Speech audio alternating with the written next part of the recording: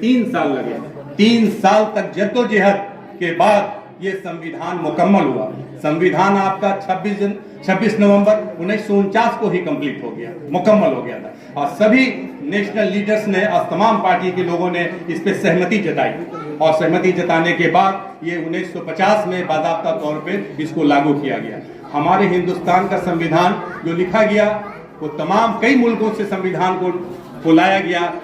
इस मौके पर बाबा भीमराव अंबेडकर साहब का जितना भी हम लोग जो है श्रद्धांजलि अर्पित करें वो कम है कि आपने इतनी जद्दोजहद और मेहनत के बाद एक ऐसा संविधान लिखा जो भारत का, अगर पूछा जाए कि आपके भारत का बुनियादी किताब कौन सा है, आपके भारत का प्राइमरी बुक कौन सा है, तो पहला जवाब ये देना है कि हमारे भारत का अगर बुनियादी किताब कोई है तो वो है हमारा संविधान।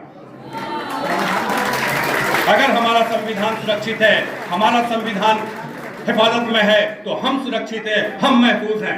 अगर हमारा संविधान अगर महफूज नहीं तो हम कोई लोग महफूज नहीं। कोई भी हम पर आंख दिखा सकता है, कोई भी उंगली उठा सकता है। संविधान ही एक ऐसा किताब है देश का जो हम सब लोगों को एक सूत्र, एक धागे में बांधे हुए। बहुत खूबसूरत गजल, बहुत खूबसूरत शेर हमारे प्रोफेसर खालिद इबादी साहब ने कहा, बहुत ही खूबसूरत हमारे असिस्टेंट प्रोफेसर अमीनुर खान साहब ने कहा, सर ने कहा कि ये गणतंत्र दिवस कोई मामूली नहीं, ये गणतंत्र दिवस बहुत ही महत्वपूर्ण है। इसकी गहराई में जाएं और इसको संजोगने के लिए और इसको संवारने के लिए और इस पे कोई आंच नहीं आए, कोई उंगली नहीं उठाए, कोई इस पे तब्दीली नहीं हो, इसकी जिम्मेदारी आप लोगों पर है।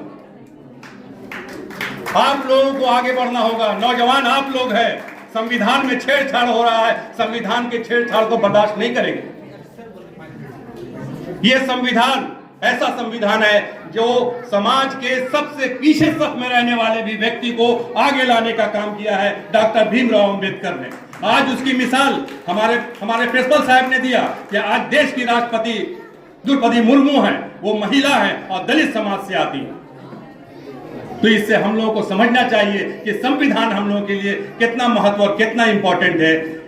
इसलिए इसके इंपॉर्टेंस को बनाए रखने के लिए आप लोगों को जागरूक रहना पड़ेगा, जाग के रहना पड़ेगा, सतर्क रहना पड़ेगा कि कोई भी सरकार हो, किसी की भी सरकार हो, अगर संविधान से छेड़छाड़ हो रहा है तो समझिए कि देश के नागरिकों के साथ छेड़छाड़ हो रहा है, उनके हक के साथ छेड़छाड़ हो रहा है, उनके अधिकार के साथ छेड़छाड़ हो रहा है।